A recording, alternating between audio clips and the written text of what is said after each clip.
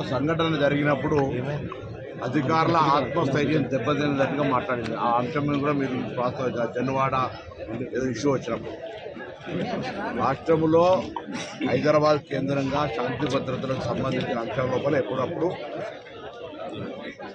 కఠినంగా గట్టిగా వ్యవహరించాల్సి వస్తుంది. జరిగిన సంఘటన గురించి ముఖ్యమంత్రి గారు స్పష్టంగా శాసనసభలో చెప్పారు. చెప్పిన తర్వాత బండి సంజయ్ గారు అట్లా మాట్లాడుతున్నారు అంటే వారి విజ్ఞత, వారికి ఉన్నటువంటి వివేకం. నేను ఈ అంశం మీద ఎక్కువ ఎవరి అభిప్రాయాన్ని వాళ్ళు చెప్పుకునేటువంటి పరిస్థితి ఉంది కాబట్టి గవర్నమెంట్, ప్రజలు, ప్రజానీకం ఏమనుకుంటారు అనేటువంటి మాటని స్పష్టంగా చెప్పాం. ఇక నేను ఇంతకుముందు అన్నాడు కేంద్ర మంత్రిగా ఉన్నప్పుడు వారు గౌరవనీయులు, వారు మరొక్కసారి నేను విజ్ఞప్తి చేస్తా ఉన్నా, ఆ కుటుంబాన్ని కూడా పరామర్శ చేసి రమ్మని కోరుతా ఉన్నా.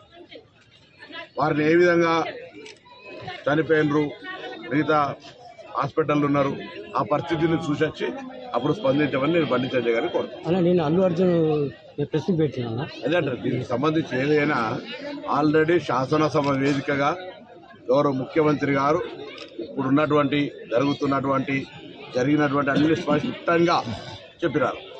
నేషనల్ వైడ్గా తెలుగు జాతిని పూర్తి స్థాయిలో చూపెట్టినాం. ఇక్కడ ప్రభుత్వం ఇంత చేస్తూ ఉంది, కక్షపూర్తంగా వ్యవహరిస్తుంది. ఇక మళ్ళీ ఇప్పుడు మీకు ఎక్కడ కక్ష కనబడ్డది నాకు అర్థం కాలేదు.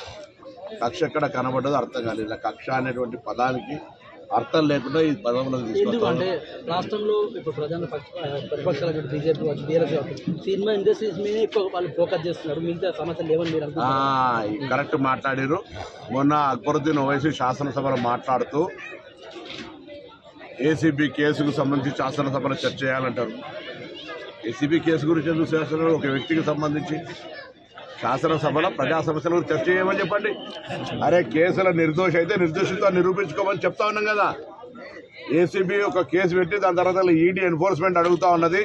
దానికి సంబంధించినటువంటి తప్పు, దానికి సంబంధించి ఏదో అధికారంలోకి వస్తామని మీరు ఇష్టపడి చేసిన ఆ విధానంలో దానికి సంబంధించినటువంటి డబ్బు ట్రాన్స్ఫర్ విషయంలో కూడా పొరపాటు జరిగితే ఏసీబీ అట్రాక్ట్ అయింది. అచ్చా మాకు మేముగా సోమోటో ఏదో మేము పిటిషన్ ఇచ్చి కేసు పెట్టింది కాదు.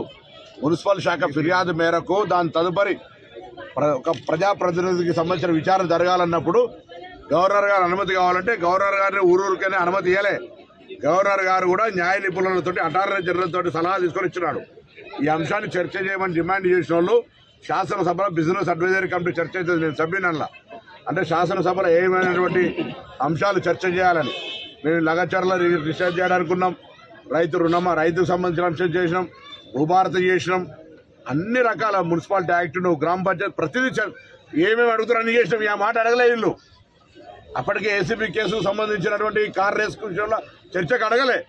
అడిగితే మాకేం నిన్న రోజులు అసెంబ్లీ రాత్రి ఒక్కోటి దాకా అసెంబ్లీ నడుస్తుంటే మాకేం చర్చ చేయడానికి ప్రజా సమస్యల మీద ఒక కుటుంబానికి సంబంధించిన అంశం మీద శాసనసభ చర్చా వేదిక కావద్దని చేయలే.